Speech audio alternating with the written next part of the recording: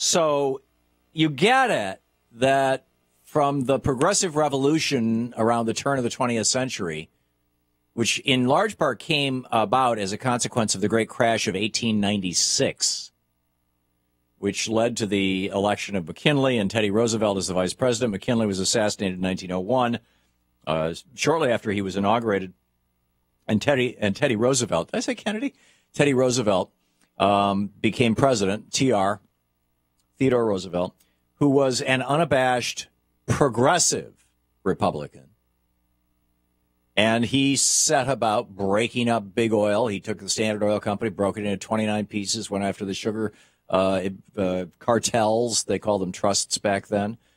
Broke up the sugar cartel, broke up the copper cartel, broke up the tin cartel, broke up the match cartel. Yes, making matches was a big deal back then. There was a bunch of them. And William Howard Taft, a Republican who followed him as president, continued this. In fact, I think the final breakup of Standard Oil happened when Taft was president, much like, Richard Nixon initiated breaking up AT&T, and it finally happened under Jimmy Carter's presidency. So it used to be that we encouraged business. We provided business in America with this fertile soil in which to grow to root themselves.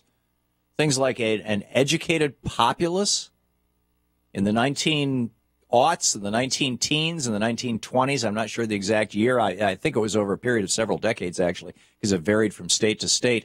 But as we moved from being an agrarian society into an industrialized society, as the Industrial Revolution took hold, it became obvious that just having a third or fourth grade education or no education at all, or a fifth or sixth grade education was not enough, even to work in a factory, because you had to be able to read directions, fill out reports, things like that.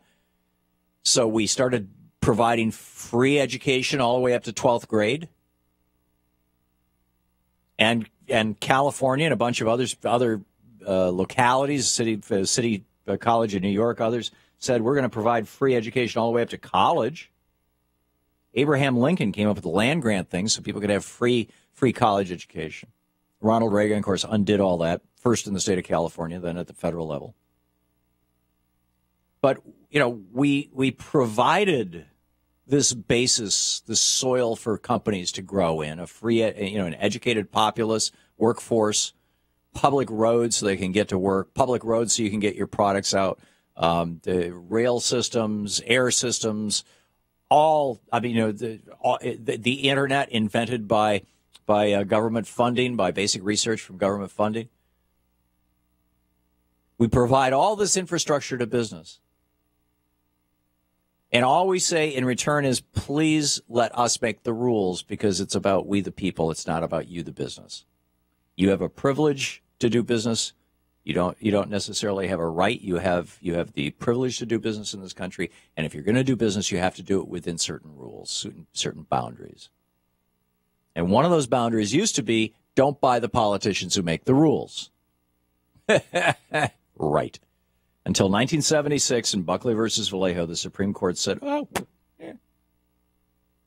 we will decide that spending money to influence politicians or politics or issues, that spending money to do that is actually protected by the First Amendment, whether you're a rich individual or a corporation. Actually, in 76 in Buckley, it was a rich individual. In 77, a year later, in First National Bank versus Bilotti, it was corporations too. So you heard that law, that was a Wisconsin law that I just read to you, to promote or defeat the candidacy of any person for nomination, appointment, or election to any political office, blah, blah, blah, blah. Right? 5 years, what was it, 5 years in prison? Yeah. $5,000. Yeah, 5 years in prison.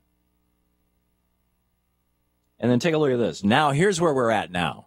The American Petroleum Institute. You think, half the Republicans in Congress deny that there's global warming. The rest of them are like, well, yeah, maybe it's sunspots. Who knows? You think that could have something to do with the American Petroleum Institute or the various oil companies out there, from ExxonMobil to Koch Industries? The American Petroleum Institute spent $7 million directly lobbying.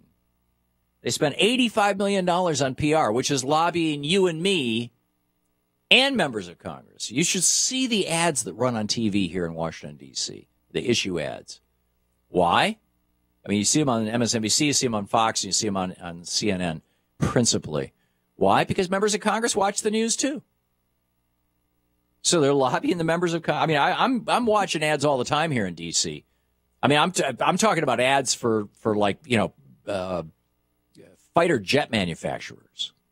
There's no way I'm going to buy an F-35, right? I'm sorry. I don't have a couple $100 million hanging around.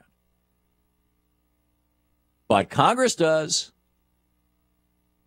So anyhow, the American Petroleum Institute, number one, from 2008 to 2012, spent $327 million. A